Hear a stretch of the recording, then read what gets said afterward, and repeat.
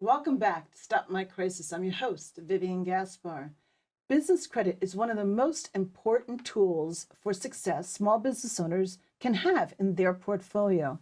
And I'm here today, very fortunately, to have an expert in how small business owners can act more like large corporations and utilize business credit to their advantage. Here with me today is S.E. Day. S.E., welcome to the show and thank you for helping small business owners last and profit and thrive in their businesses by using finance to their benefit. Vivian, thank you for having me on the show. In launching this book, I know your passion for small businesses and helping them achieve to stop their crisis. And I thought this would be the perfect place to launch this book with you from an advocate standpoint. Well, we're very excited because I know this can change and pivot small business owners who might be getting started or launching to a new level in their business.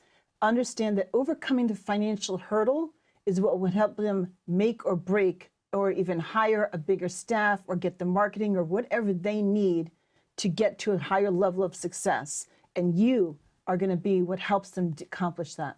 Absolutely. In your opening, you said that business credit was one of the most important tools a small business can have in their portfolio. You're absolutely right. Shockingly, 99% of small businesses do not have business credit, nor do they know how to go by establishing it. I am really shocked about that. How is it virtually every single small business owner does not understand that? How is that possible? Two issues. One, there's no unilateral lending process across the spectrum between banks, credit unions, credit reporting companies. No one's synced. The second thing is small business owners think that business credit is a misnomer. They think that you have to use your personal credit to get business credit, and that's not the case. Is there anyone currently out there educating small business owners on that? How about through the SBA or SBDC or any other business advisory to small business owners? No. No.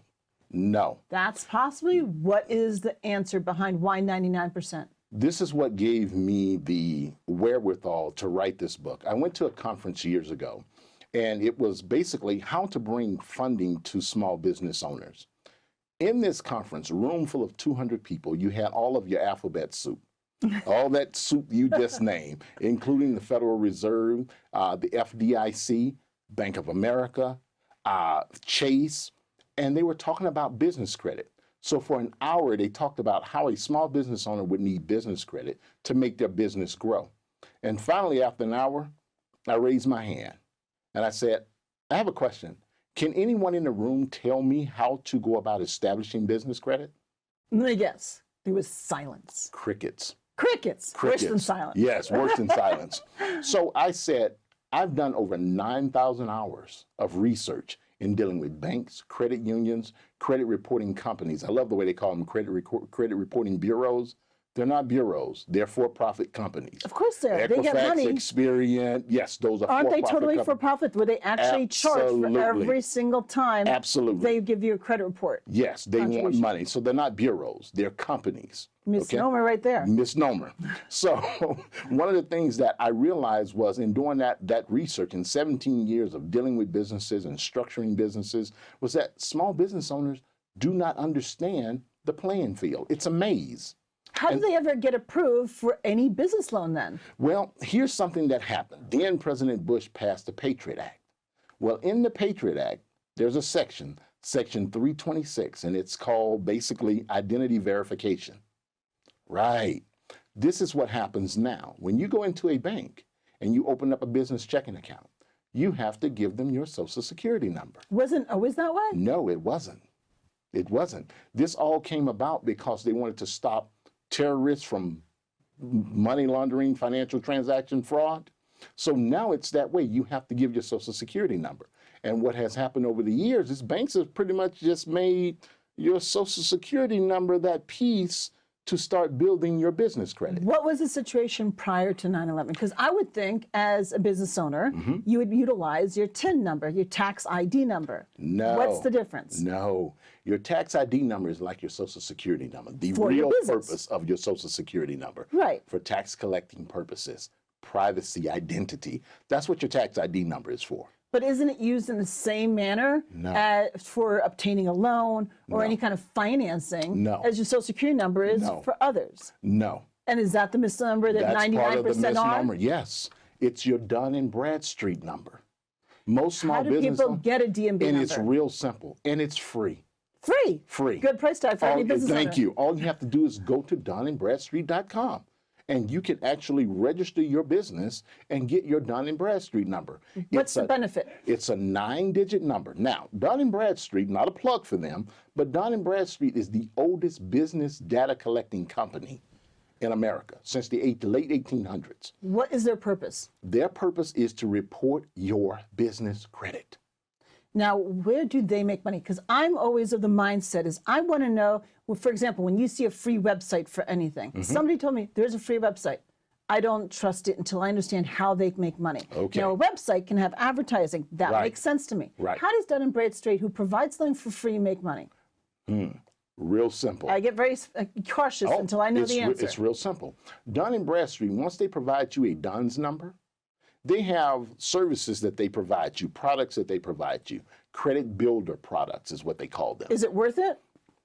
Later, not initially. Now, we're not trying to plug Dun & Bradstreet. No, but I just want exactly. to know, as long as we're on the topic. Well, here's the deal. It's something that you're going to have to do if you want to establish business credit like the big corporations do. Is that for any and all business? It Any doesn't and all matter of your business. business structure. If you're an S corp, if you're an LLC, It's if interesting you're a that sole you bring that proprietor, up. does that matter? It's interesting that you bring that up. Yes, it does. How? LLCs, you have to understand, have only been around since the 80s. Okay, so how does that change how you interact with DMB numbers? Okay. Dun and Bradstreet, when they provide you your 9-digit DUNS number, it's really based on your business, but not only your business, but your business type, not the structure, your business type. So your NASIC codes, your North American Industry Standard codes, most small business owners don't know what they are. In this country, cash is no longer king. Credit is. Credit is king. Do enough people realize that? No. A That lot, might and a be the lot of problem. business owners are like, well, I don't want debt. You That's don't exactly my understand. point. Managed debt is good debt, and you can grow your business through managed debt. For a small business owner's credit Mm-hmm. for the business entity, Right. if you're a sole proprietor, does that still count or Towards your business? towards your business? No. Okay, so you have to be an established, is it LLC or S corp? You need to be a structured corporation. So that includes the S corp, Corp- C corp, corp- or LLC. No, not LLC. Not LLC. So me it can tell only you be an why. S corp or C corp. Yes, because you have the S corp has something called pass-through taxation. That's correct. Yes. And this is why a lot of people run to the LLCs because of pass-through taxation. You can get the same thing with an S corp, pass-through taxation. The only difference is you have to file your intentions with the IRS. Correct. I think it's a form 8338 that you plan to file as a small business with pass-through taxation. But because corporations are more structured, and when I say that, you're set up with the Secretary of State, you have your board members listed, you have your principals listed. Correct. Two things creditors care about: stability. Wait, you said two things. Two things corporate creditors care about: Correct. stability and accountability. Okay. I want to be able to touch you when I need you. In other words, I want to be able to call and talk to a live person that's a member of that corporation. And stability. I want you to be making money. I want you to be a stable company. I don't want you to have a post box that's used as your business address. I And think so one- many people don't know what they're doing, but they want a successful business and they're not going to get it. Right, And they're looking at you like, oh my God, I have Right. no idea. right. Wow, Another this is thing very that's more valuable. powerful about the book is I give you more than 25 corporate creditors in the book with instructions that tell you how to set up business credit with those corporate creditors. This is a very easy how-to. It's a very, very, very easy how-to. So you just said we could buy a piece of real estate. So if you Yes. want to buy a commercial property, Yes. I think people still realize or think, and they perhaps misunderstandingly, is that you have to buy it in your own name and then transfer it to the business name. Can you actually do the purchase with a mortgage under the TIN number for the business itself as an S corp or a C corp? I've been a real estate developer and a real estate investor, and I have bought properties under my company name. So many people wanted to do it that way for their own purposes, and perhaps they were misinformed. Right. That they wanted to buy a commercial property, but in their own name as a business owner, and then they transferred it. Well, think of it like this, and this is one of the things, a great example that I use. If Coca-Cola Corporation wanted to go out and get $1 billion loan, the CFO doesn't sign for that as the guarantor. The president of the company doesn't sign for that, okay? Coca-Cola buys that property based on Coca-Cola's credibility. So we need to be more like Coca-Cola, Big Nike, corporations. Google, Absolutely. whomever, Facebook, whoever the corporation is. Right. Guess what? Not too many years ago, They were Mark small. Zuckerberg started Yes, Facebook not yes. too many years ago. Right. This is not like a Coca-Cola company that started 100 years ago or what have you. Absolutely. This is relatively a fledgling company, and now look where they are. Look where and they they are. couldn't have done that without utilizing corporate credit structure. Absolutely. Thank you very much, SC. That is fantastic information. Vivian, thank you for having me on the show. Great, and really check out the book, because Absolutely. any serious business owner, even if they've been making this credit mistake for many years, They can start they fresh. could change can- now right and now. start fresh and do better going forward. Absolutely. Right now. Thank you, Vivian.